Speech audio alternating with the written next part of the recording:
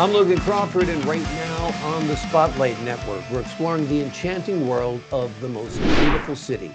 It's written by a terrific author. His name is Walter Anthony Blair. Inspired by his time teaching first graders in a dual language program, Walter crafts a heartwarming children's book filled with inspiration and cultural richness. With a passion for storytelling and a deep commitment to education and faith, Walter invites readers on a journey that celebrates community, creativity, and hope. We're delighted to have this very talented author join us here today on Spotlight. We thank the team at Books to Life Marketing for helping us put him in the spotlight today. And we ask viewers like you to support authors like him by subscribing to our channel and by purchasing his amazing book. The links are below this interview. Walter, great to see you here today on Spotlight. Thank you for having me on your broadcast. I'm very happy and pleased and blessed to be here. Well, we're blessed to have you on the show, sharing your wisdom and your insight and this wonderful gift you have given the world in creating this book. I think a question a lot of people have when they read the title, The Most Beautiful City, is which one is it? Is it mine? Tell us a little bit about the title. Okay, most people think it might be Paris or some famous, well-known city on Earth. But the city, the most beautiful city, is a celestial city, and it's the most beautiful city in the entire world and even in the world to come. It's the most beautiful city. Wonderful. So that would be heaven, Yes, paradise? it Yes. would be heaven. Yeah. Wonderful. Wonderful. I think it's such a beautiful premise. Give the folks at home an overview of the story. Okay, this story I did in 2016 with a group of dual language first grade students. I have Sophia Alvira was the illustrator of it, and Brady Dunnett was the one who made it pop. These were at the time first grade students. They're about 5 or 6 years of age, and all of a sudden, Sophie started to drawing this picture of this visual here. And she captured the vision at that time that I was thinking of. I said, oh, that would make a wonderful illustration for my book. And she kept on drawing it and drawing it.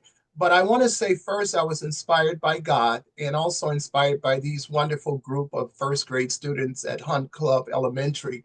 And she got the vision, captured the vision of the front cover design. Amazing, amazing.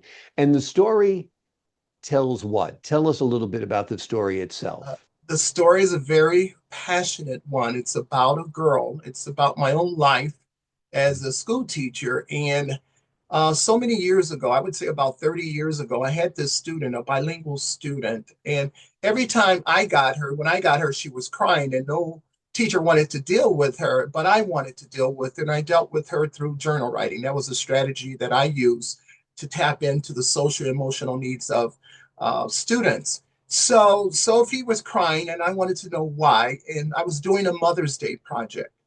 And all of a sudden, she reveals that the reason why she was crying was because every time we did a Mother's Day project, this was all teachers, and every day in May we would do it. And it was a reminder of the tragedy that had occurred in her life. Her parents had died in a tragic accident. Well, I kept that story in my heart because I never shared my stories when I read them, I never shared them with anyone. And then there was a turn of the pandemic that came so many years later. I would say 8 years later. We're talking about the pandemic 5 years ago. So I was reminded upon the death of my own daughter, Bridget, who died slightly before the pandemic of breast cancer. Those stories came alive. The story of this girl that I had, she suffered a lot of grief and loss. But whenever we did Mother's Day project, that was the reminder. And I remember having a conference with her to this day, asking her, I gave my condolences and prayers for her, asking her, is there anyone else who takes care of you? And she said, sure, there's a lady from the church. And I said, wonderful. Why don't you make a Mother's Day card for her? And Sophie did. And after that, I had her for 2 years. I don't remember her ever crying again. And that stayed in my heart that she was able to get over that grief Yeah. by someone who she didn't realize that had loved her, and that was her godmother, Miss Runfio. I named her Miss Runfio, and that was her godmother.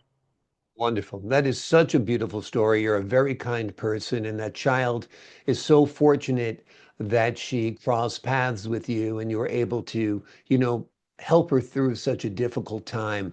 And Yes, certainly the holidays, Mother's Day, yes, are difficult times for anyone who's lost a mom or lost somebody that they love, which yes. is wonderful about this book. It's very faith-filled, it's very reassuring. Talk to us a little bit about the role of faith in this book. Well, this book is full of faith, hope, and love.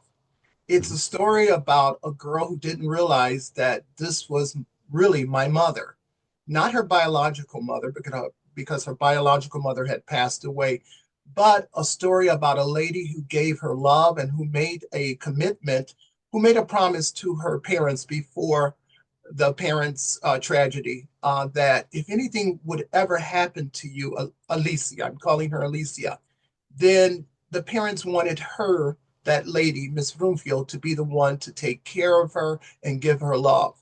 And Mrs. Roomfield, being a godmother to Alicia, kept that in her heart.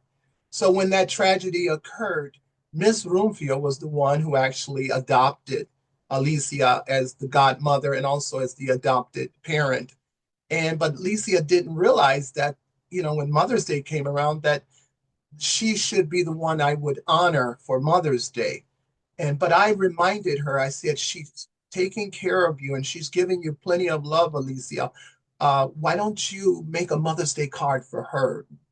Make flowers, say something loving, such as, I'm a bilingual teacher. The word was te amo, which means I love you, mom. Te amo, a mi mamá. So she did that. And these things happen. It's realistic fiction, but in a sense, this book is full of, when she goes to school, she's dealing with a lot of grief, a lot of sadness, a lot of bullying behavior on the part of other kids who would tease her for crying. And they didn't understand. And Alicia had only one friend, and that was Justin, who kind of had a secret himself that he didn't want to reveal, and that was that his dog had passed away also. So that was her only friend in the book, and that's probably about chapter 2 of the book. So the book has many messages, but most importantly, a message of hope and faith, because our children come to school with these deep emotions. And many teachers, including myself, were into the cognitive mode when there's the affective domain, which has a lot to do with the social emotional needs of our children. So I get a lot into journal writing, and that's a practice that I've used for over 25 years as an educator. Yeah.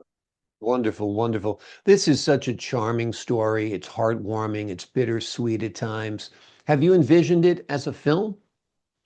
Once I had an offer a couple of years ago, and they thought it would make a wonderful film, but I kind of declined on that. But my thing was an audiobook. I wanted an Mhm. audiobook, someone to be the voice of the story. So I eventually have that on my website at walterbblairbooks.com.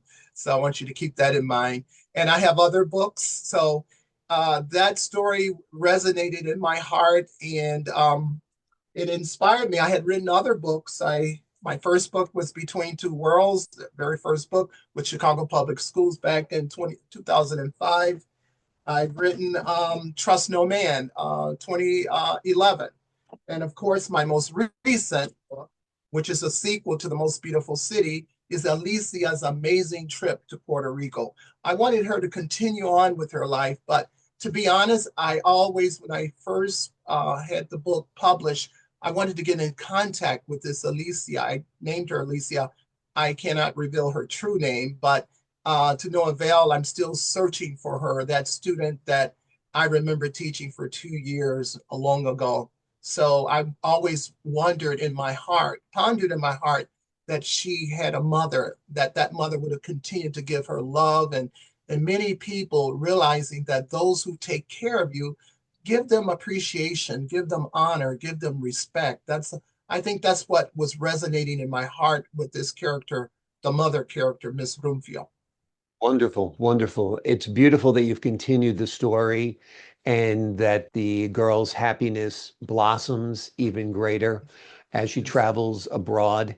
Tell us a little bit about the importance of culture and cultural differences in your Oh, storytelling. yes. As a bilingual teacher, I'm African American, but all my experiences have been in the classroom with Latino students for the most part. There's been a mixture of others, but when I did the dual language program, I noticed in this program that at Hun Club Elementary, there were kids of diverse cultures and languages. We had Chinese students, we had Caucasian students, we had African American students, all for one purpose, and that was to learn Spanish as a second language. So I speak a lot to cultural relevance, that it's important that we all learn from other cultures and appreciate the languages, the culture, the traditions, and that makes you smarter. Anytime you're bilingual or trilingual, you become smarter than just being monolingual. Absolutely. It's like aerobics for your brain and Yes, anaerobics for your brain because you're yes. expanding to a whole other way of thinking, to a whole other culture. And I think it's wonderful. The name of the book we've been exploring today is called The Most Beautiful City. It is inspired by the author's time teaching first graders in a dual language program. In the book, Walter crafts a heartwarming children's story filled with inspiration and cultural richness. He has a passion for storytelling and a deep commitment to education and faith, and he invites readers on a journey that celebrates community, creativity, faith, and hope. Walter, thank you so much for joining me here today on Spotlight. And thank you, Mr. Crawford. I really enjoyed it and I feel so wonderful. And I encourage everyone to purchase The Most Beautiful City at walterbblairbooks.com. Thank you. WalterBlairBooks.com, absolutely recommended. The links are below this interview. Click on them, order the book. It's a wonderful gift for Christmas and every season as well. Walter, thank you so much for joining me here today on Spotlight. And thank you. I God appreciate your bless you. time. To the folks at home, I'm Logan Crawford, thanking you for your time this time. Until next time on Spotlight.